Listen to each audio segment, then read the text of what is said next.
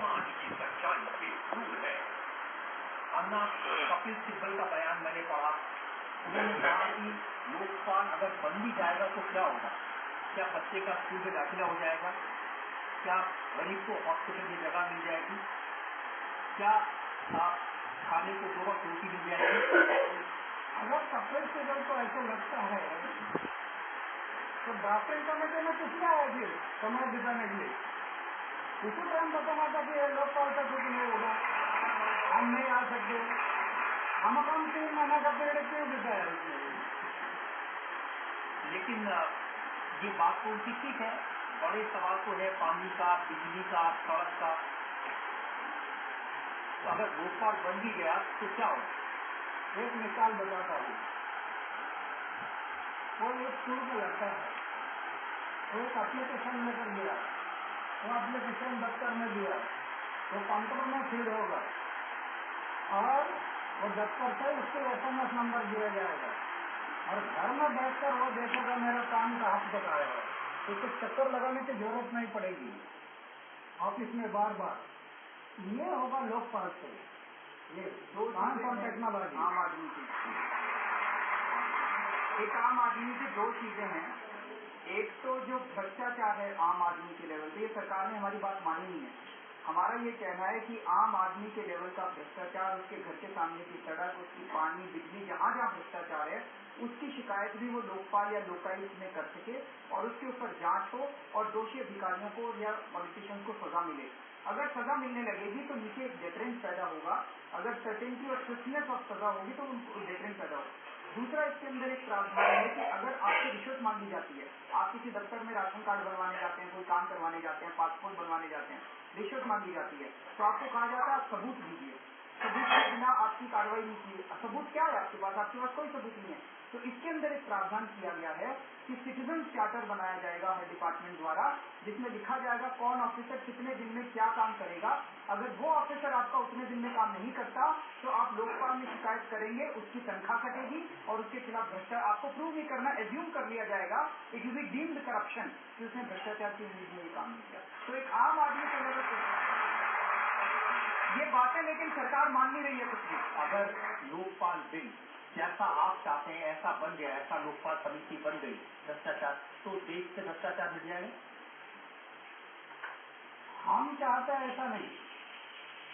हम चाहते हैं कि सरकार और सिविल सोसाइटी दोनों मिलकर एक अच्छा ड्राफ्ट बनाकर वो कानून बनाना, और लोकपाल आने से भी 100% करप्शन खत्म होगा ऐसा मैं भी नहीं मानता हूँ। लेकिन 60-65% उससे ज्यादा करप्शन को ब्रेक लगेगा और गरीब लोगों को जो न्याय नहीं मिलता वो मिलने। जिन मंत्रियों के साथ बैठकर आपको लोकपाल बिल बनाना है उनको आपने प्रेस कॉन्फ्रेंस में धोखेबाज कह दिया।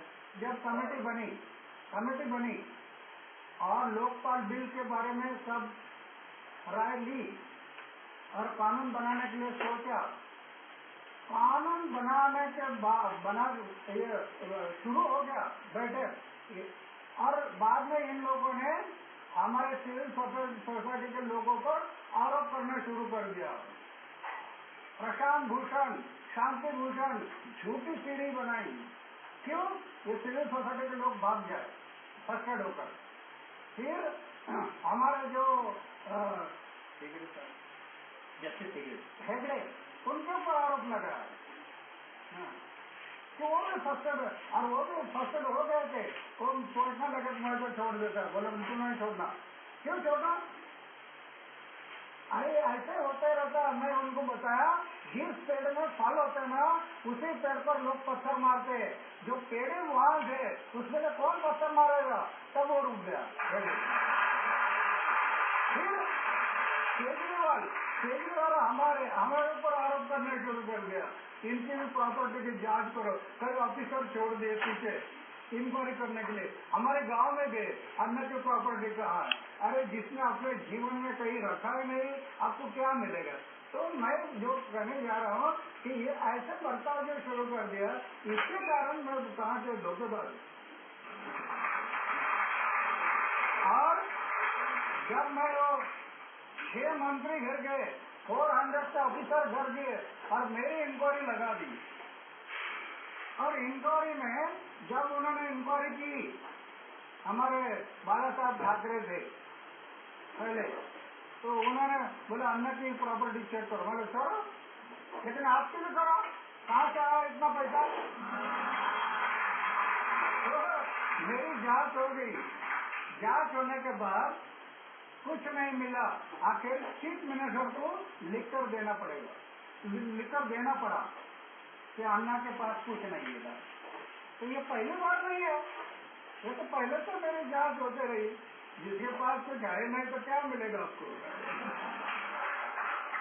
अन्ना जी ने बोला है कि सरकार अगर लोकपाल बिल नहीं लाती है, सरकार में हमने भी देखा है कि सत्याग्रह करने वालों का क्या हाल हो रहा है। समाज और देश के भले के लिए तैयारी रखनी पड़ेगी, उससे डरना क्या? नहीं, इसमें मेरा एक ये मानना है कि शायद बाबा रामदेव जी के साथ जो सलूक किया गया रामलीला मैदान में उस दिन रात को, और जो लोग पीसफुली शांतिपूर्वक वहाँ पे प्रोटेस्ट कर रहे थे, ऐसा लगता है इसके बाद सरकार का मनोबल बढ़ गया है कि कोई अगर आगे प्रोटेस्ट करेगा तो उसको कुचल दिया जाएगा। मुझे लगता है इस वक्त इसीलिए ये बहुत जरूरी है ऐसे युवा सामने आए जो अहिंसात्मक तरीके से, बिना कोई हिंसा किए, बिना कोई वापस वो किए, अपने ऊपर लाठी उठाने के लिए तैयार हों, लहू लुहान हो जाए लेकिन वापस हाथ ना उठाएं। अगर के बाबा रामदेव ने लिखत में न दिया होता कि हम इस दर्जने को खत्म कर देंगे, तो शायद गवर्नमेंट ऐसा नहीं करती। गवर्नमेंट ही जिम्मेदार नहीं है, बाबा रामदेव भी जिम्मेदार है। नहीं, हम उसके ऊपर नहीं जा रहे, हम इसके ऊपर नहीं जा रहे, हम केवल। अच्छा, आपके साथ में वो महिलाएं वो कुछ कहना चाहती थी? मैं तो हाउस वाइफ हूँ, न मैंने पॉलिटिक्स करी, न मैंने